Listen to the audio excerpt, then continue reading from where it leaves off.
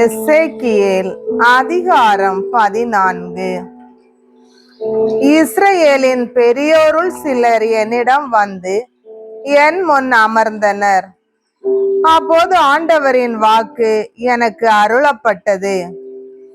மானிடா, இம்மனிதர் சிலைகளிடம் தங்கள் மனதை பறிகொடுத்து அவற்றை தங்கள் முன் எழுப்பும் தீச்செயலில் ஈடுபட்டிருக்கிறார்கள்.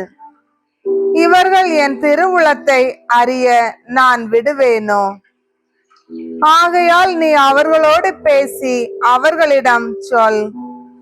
தலைவராகிய ஆண்டவர் கூறுவது இதுவே: இஸ்ரவேல் வீட்டாருள் எவராவது சிலைகளிடம் தங்கள் மனதை பறிகொடுத்து அவற்றை தங்கள் முன் எழுப்பும் தீச்செயலில் ஈடுபட்டு கொண்டே இறைவாக்கினரிடம் வந்தால், அவர்களுக்கு ஆண்டவராகிய நானே அவர்களின் எண்ணற்ற சிலைகளுக்கேற்ப பதில் அளிப்பேன். இவ்வாறு சிலைகளால் என்னை விட்டு விலகி போயிருக்கும் இஸ்ரவேல் வீட்டாரின் இதயங்கள் அனைத்தையும் நான் என்வயம் ஆக்கிக் கொள்வேன். ஆகவே இஸ்ரவேல் வீட்டாருக்கு சொல். தலைவராகிய ஆண்டவர் கூறுவது இதுவே: திரும்புங்கள், உங்கள் சிலைகளை விட்டு திரும்புங்கள். உங்கள் அருவருப்புகள் அனைத்தையும் விட்டு உங்கள் முகத்தை திருப்புங்கள். ஏனெனில் இஸ்ரவேல் வீட்டாருள் எவராவது இஸ்ரவேல் வீட்டில் வாழும் அயலாருள் எவராவது என்னை விட்டகன்று தங்கள் சிலைகளிடம் மனதை பறிகொடுத்து அவற்றை தங்கள் முன் எழுப்பும் தீச்செயலில் ஈடுபட்டு கொண்டே இறைவாக்கினரிடம் வந்து அவர் வழியாக என் திருவுளத்தை அறிய முற்பட்டால், அவர்களுக்கு நானே ஆண்டவராகிய நானே சரியான பதில் அளிப்பேன்.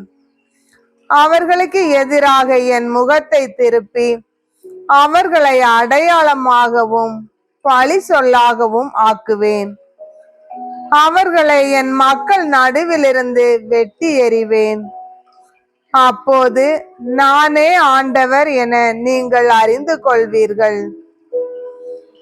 இறைவாக்கினன் ஒருவன் ஏமாற்றப்பட்டு ஒரு வாக்கை உரைப்பான் ஆகில், ஆண்டவராகிய நானே அவனை ஏமாற்றினேன்.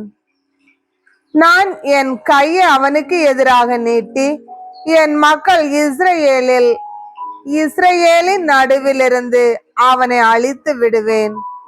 என் திருவுளத்தை அறிய முற்படுவோரின் குற்றப்பழியை போலவே இறைவாக்கினனின் குற்றப்பழியும் இருக்கும்.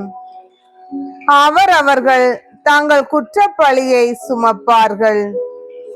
அப்போது இஸ்ரவேல் வீட்டார் என்னை விட்டு வழிதவறி போகாமலும் தங்கள் எண்ணற்ற குற்றங்களால் மீண்டும் தங்களை கரைப்படுத்திக் கொள்ளாமலும் இருப்பர்.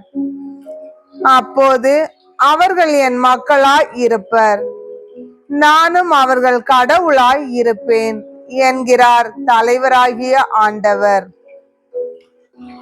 அப்போது ஆண்டவரின் வாக்கு எனக்கு அருளப்பட்டது. மானிடா, ஒரு நாடு நம்பிக்கை துரோகம் இழைத்து எனக்கு எதிராக பாவம் செய்தால், நான் கையை நீட்டி உணவின் தரவை நிறுத்தி அங்கு பஞ்சத்தை அனுப்பி அங்குள்ள மனிதரையும் கால்நடைகளையும் அழிப்பேன்.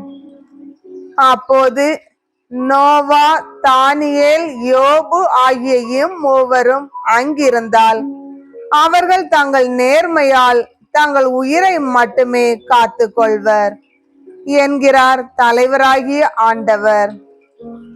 நான் காட்டு விலங்குகளை நாடு முழுவதும் அலைந்து திரியவிட அவை அதனை பாழாக்கி வெறுமையாக்கும். அவற்றின் காரணமாய் யாரும் அங்கே நடமாட முடியாதிருக்கும். அப்போது இம்மூவரும் அங்கே இருந்தால், என் மேல் ஆணை, அவர்கள் மட்டுமே காப்பாற்றப்படுவர். தங்கள் புதல்வர்களையோ புதல்வியரையோ காப்பாற்ற அவர்களால் முடியாமற் போகும். நாடும் பாழாய் போகும் என்கிறார் தலைவராகிய ஆண்டவர். அல்லது நான் அந்த நாட்டின் மீது வாளை வர செய்து வாள் நாட்டை ஊடுருவட்டும் என ஆணையிட்டு மனிதரையும் கால்நடைகளையும் வெட்டி வீழ்த்துவேன். அப்போது இம்மூவரும் அங்கே இருந்தால் என் மேல் ஆணை, அவர்கள் மட்டுமே காப்பாற்றப்படுவர். தாங்கள் புதல்வர்களையோ புதல்வியரையோ காப்பாற்ற அவர்களால் முடியாமற் போகும் என்கிறார் தலைவராகிய ஆண்டவர். அல்லது நான் அந்நாட்டினுள் கொள்ளை நோயை அனுப்பி அதனின்று மனிதரையும் கால்நடைகளையும் அழிப்பதற்காக என் சீற்றத்தை குருதியாய் அதன் மீது கொட்டுவேன். அப்போது நோவா, தானியேல், யோபு ஆகியோர் அங்கிருந்தால் என் மேல் ஆணை, மகனையோ மகளையோ காப்பாற்ற அவர்களால் முடியாமற் போகும். தாங்கள் நேர்மையின் பொருட்டு தங்கள் உயிரை மட்டுமே காத்து கொள்வர் என்கிறார் தலைவராகிய ஆண்டவர்.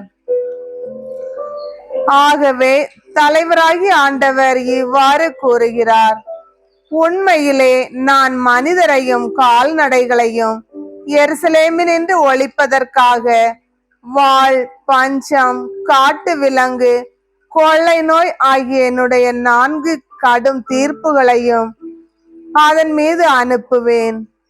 அப்போது அங்கிருந்து தப்பி பிழைக்கும் சிலர் தங்கள் புதல்வரோடும் புதல்வியரோடும் வெளியேறி உங்களிடம் வந்து சேர்வர்.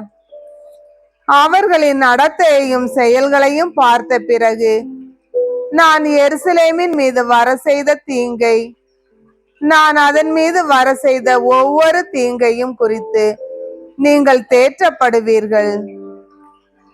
நீங்கள் அவர்களின் நடத்தையையும் செயல்களையும் பார்க்கும்போது அவர்களே உங்களுக்கு ஆறுதலாய் இருப்பர்.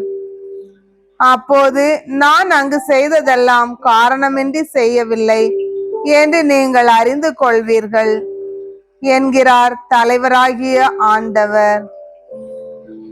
அதிகாரம் 15. ஆண்டவரின் வாக்கு எனக்கு அருளப்பட்டது. மானிடா, காட்டில் இருக்கும் எல்லா மரக்கிளைகளையும் விட திராட்சை கொடி எவ்வகையில் சிறந்தது? ஏதாவது வேலை செய்ய அதிலிருந்து கட்டை எடுக்கப்படுகிறதா? அல்லது ஏதாவது பாண்டம் தொங்கவிட ஒரு முளையை அதிலிருந்து செய்வார்களா?